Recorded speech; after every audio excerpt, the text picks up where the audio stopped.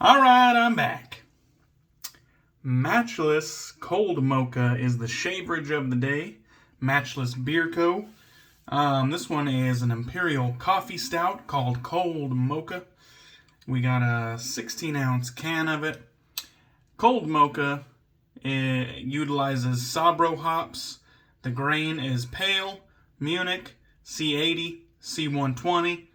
Chocolate and dark chocolate. Yeast is Voyager. And descriptors are chocolate, coffee, burr. And burr means beer. Alright, so let's see here. 8.5%. And there you go. So you can see what I see. Too bad you can't taste what I taste. But somewhat simplistic, basic label. But I do like all the descriptor stuff on the back. I always like it when breweries kind of let you see behind the curtain. It's not like they're giving up the recipe per se, but they're just letting us know the ingredients. Got a little snifter here. Got a nice light brown head, about 1 finger of head, and a pitch black color on the beer. Definitely getting a little bit of coffee coming out of the on the nose there. Did they mention? They didn't mention the type of coffee, huh? No, they don't. And it doesn't look like it's a collaboration either. Huh.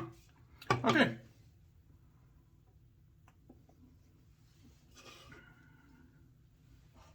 Ooh.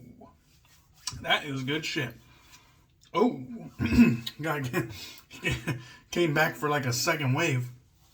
That is nice.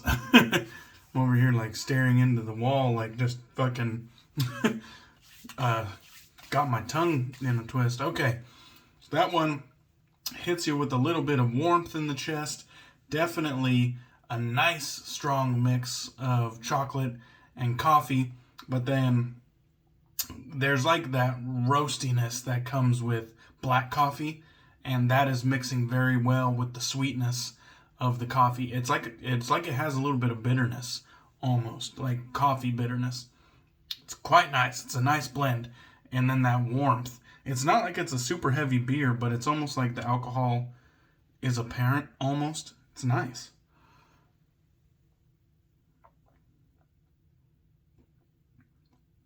That's wonderful. It smells as good as it tastes.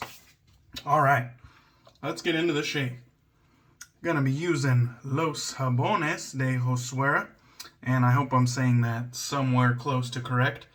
The scent is called Quacos, and this is a product of Spain. This is a vegetal soap base, so non-tallow, not vegan per se. Well, it might be vegan, but it's not. It's vegetal. It's a vegetal soap base. Nice side label as well.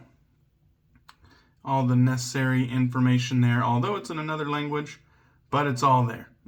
So take that for what it is.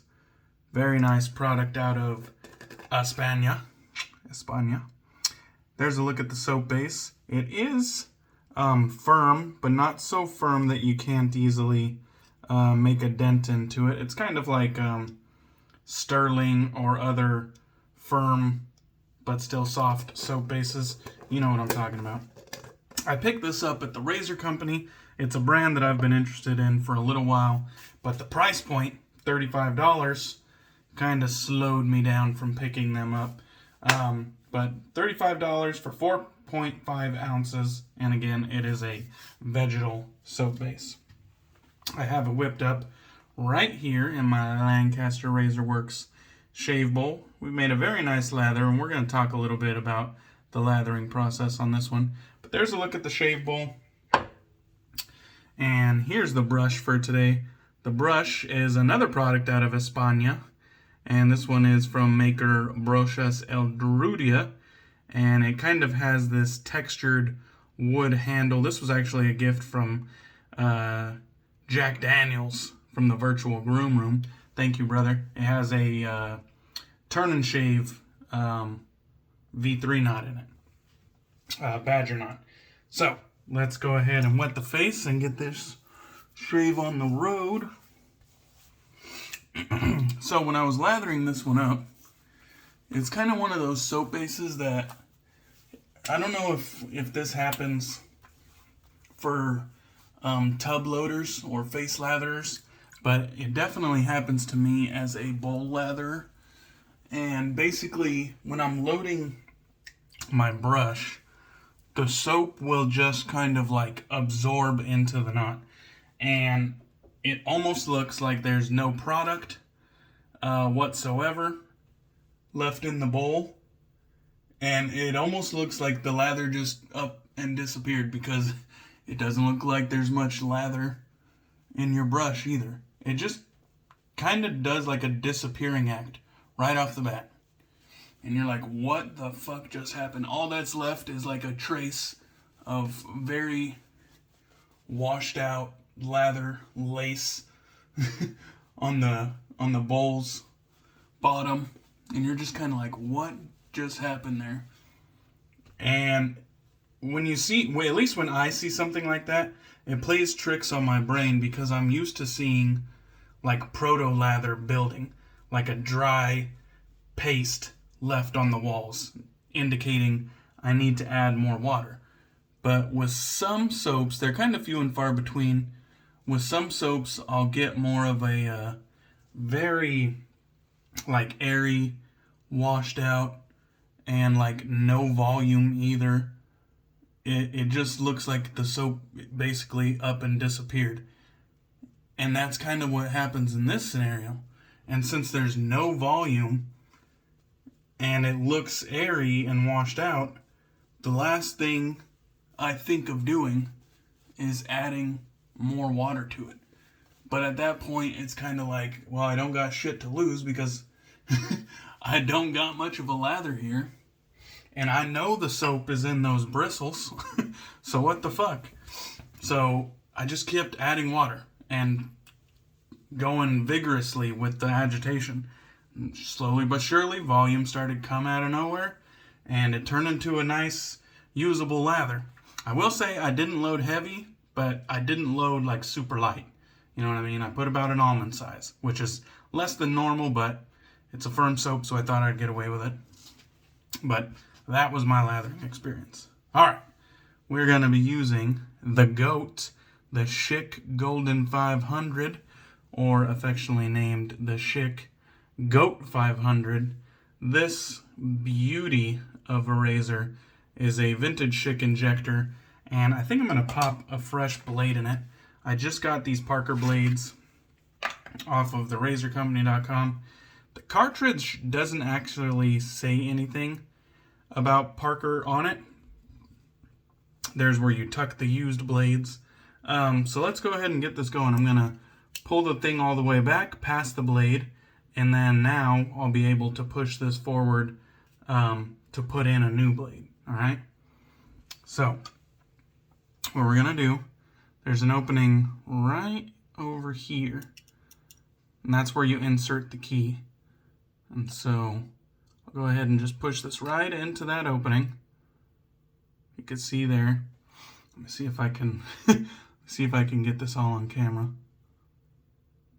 There we go. And so you maybe kind of got to wiggle until you get it just right, but you just push this little thing forward. Maybe you can pull that one out so it doesn't just fly everywhere. And then you get it all the way in. And then what I do is just slowly but surely pull it back out. You might have to use a fingernail just to push it over that last little bit. But there you go. And now we got a new blade loaded. Alright, let's get with it. And now that we've given this new soap base a little bit of adversity by letting it just sit on the face for a moment, let's see how it holds up.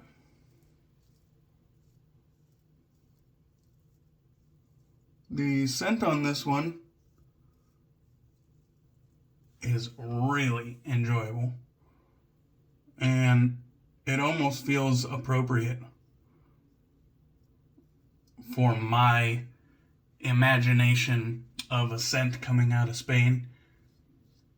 It feels, It's a sweet tobacco, and I don't associate Spain with tobacco, but it's like the overall scent accord is like a sweet tobacco, and then like ripe cherry, honey, and then paprika, of all things, paprika. And it kind of has like this sweet, fruity tobacco, this weird spice that's just like out of left field, but it works. It works. It's a wonderful composition, and they do mention that there's more scent notes, but they don't list them. They just call them secondary scent notes, and they're not listed. At least they're not listed on the Razor Company's website. So, but you could still kind of get the gist with those main notes that I mentioned. It's a fucking wonderful scent, and it's probably 6 out of 10 scent strength. Definitely on the bold and banging side of things. It's there to be enjoyed. I'm not having to be in the sad camp wishing there was more scent strength. This one brings it, and I couldn't be more happier about it because I definitely dig the scent on this one. And I was kind of wishing that there was a matching aftershave splash available, because I would definitely pick it up for this one. Absolutely wonderful scent. And on that first pass there, absolutely no problems, even though I was kind of talking, letting the lather dry out on my face. Absolutely no problems for a nice vegetal soap base. And look at that. Talking. And it's definitely not your super dense soap. Like, it's definitely not your low structure, high density soap. It's more akin to other European vegetal offerings. Kind of like Saponificio Veracino or Martin de Condre. Kind of in the vegetal European realm. But those are quality soaps. They're not, shitty soaps by any stretch of the imagination. They're just different. They just act different than other artisans that are on, more of the Western world.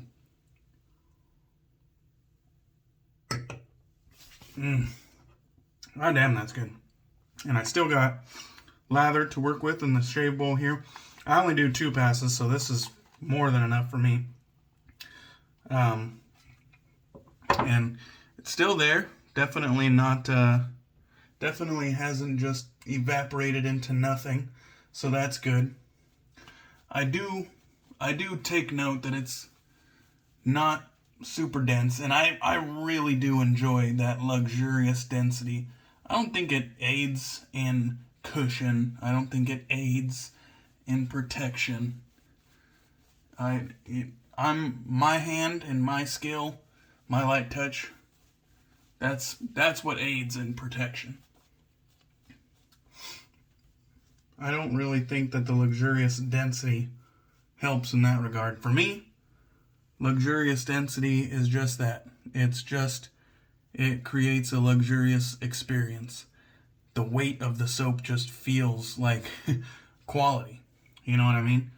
But that does not mean that soaps that don't have as much density, that they're not quality, because this one had all the slickness in the world. So this had plenty of slickness, and all you really need is slickness. So, real good stuff, at least from that first pass. We'll see how it goes against the grain, but let's be honest, I'm fully expecting it to be good against the grain as well. No doubt the slickness is on par, though. So if you were at all concerned, there's nothing to be concerned about. Very nice and slick.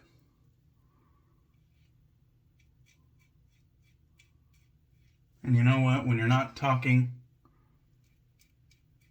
you're not making a video and thinking of shit to talk about, points to bring up, I bet you this stuff will definitely not dry out or anything on your face throughout the course of your shave. Because when you get right to it, it's definitely gonna be there. It's not gonna dry out on you. Alright. This is a wonderful first experience. I will say, I know it's an imported product, but 35 is a bit of a turnoff. I don't know if it has something to do with the quality fragrance oils used in it. It's not a dupe of anything, not that I know of. But I don't know what warrants that price, other than it being, you know, an imported product. But just on performance and the fragrance itself and my enjoyment of it, it's a nice product that I would definitely, you know, want to try more of. At that price point, you know, I'm going to be slow, definitely real slow to work through their catalog, and I'm gonna really try to nail down a scent that I feel like is gonna be a winner for me at that price point. I'm not gonna jump out the window on one that I'm unsure of. At least not initially. So that's one negative to the higher price points. But as far as the product goes, it's a good one.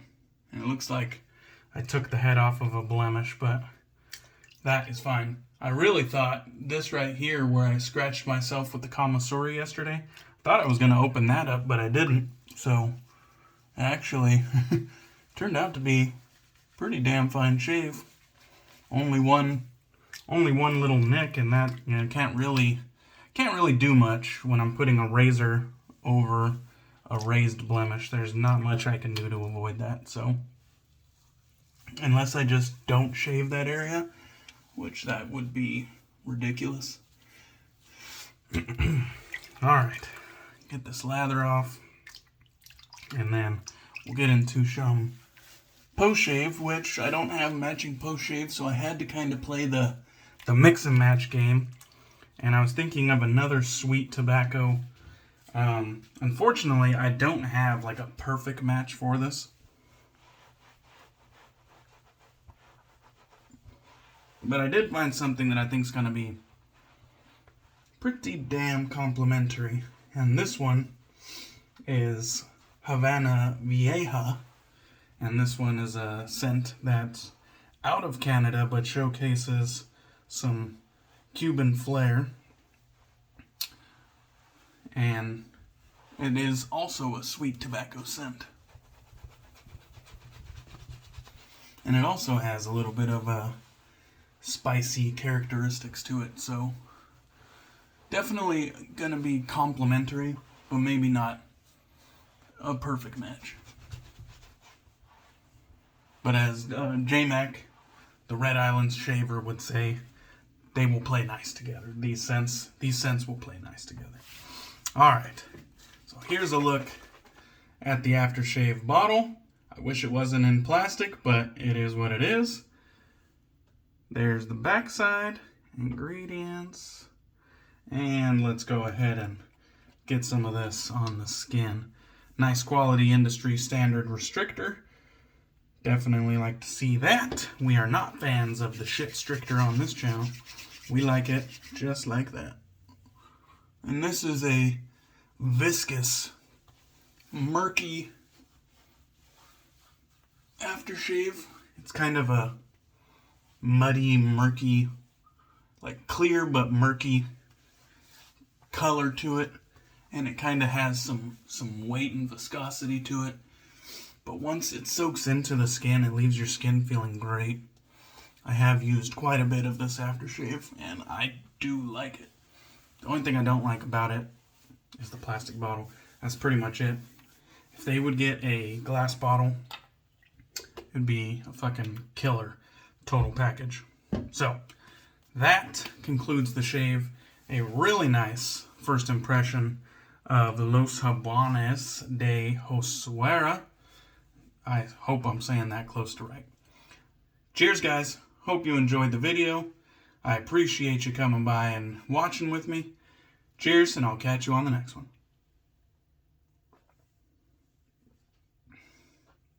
Damn, that beer's good.